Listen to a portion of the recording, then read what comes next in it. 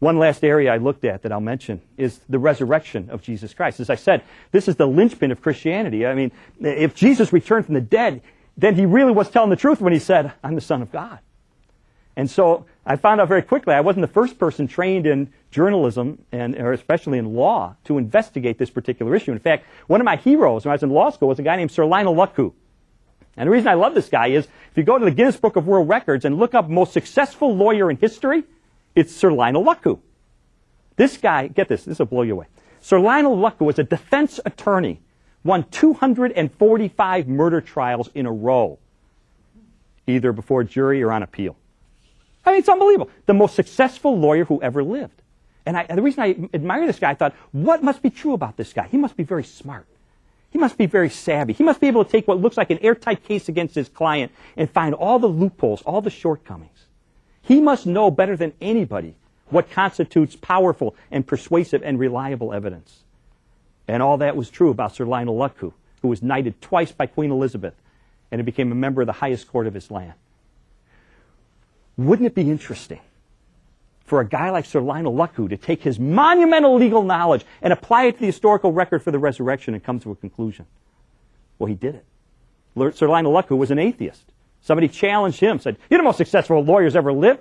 Take your knowledge, apply it to the record. He spent years of his life doing that, and I will recite to you one sentence that summarizes his conclusion. Quote, I say unequivocally that the evidence for the resurrection of Jesus Christ is so overwhelming that it compels acceptance by proof, which leaves absolutely no room for doubt. This from the most successful lawyer who ever lived. And based on the evidence, Sir Lionel Luckhoo became a follower of Jesus Christ. And in his own words, he said, my life was changed 180 degrees for the good. What is the evidence? The evidence for the resurrection is Jesus was put to death by crucifixion. He was stabbed in the side by a spear that punctured his heart. That he was pronounced dead by experts. That his body was wrapped in linen soaked with more than 75 pounds of spices. That it was laid in a tomb. That a rock was rolled in front of that tomb. A huge rock. In fact, there's one account that says that rock was so big 20 men couldn't move it. And the tomb is guarded by highly disciplined soldiers. And yet, the Sunday after the crucifixion, the tomb is empty. And eyewitnesses begin proclaiming to their death that Jesus Christ has appeared to them alive. They've touched him, they've talked to him, they've ate with him. Not just 1 or 2 or 5 or 10 or 20, more than 515 eyewitnesses.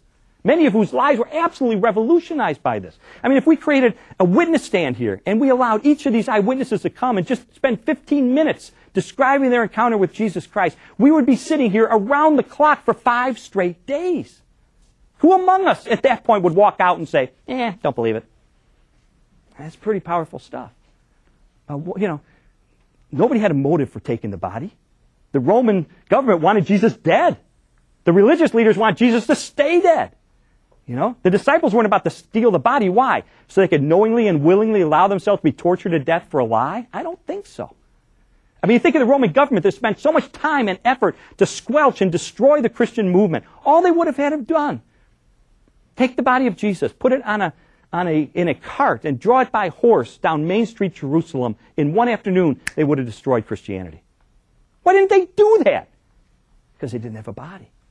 Because Jesus had returned from the dead.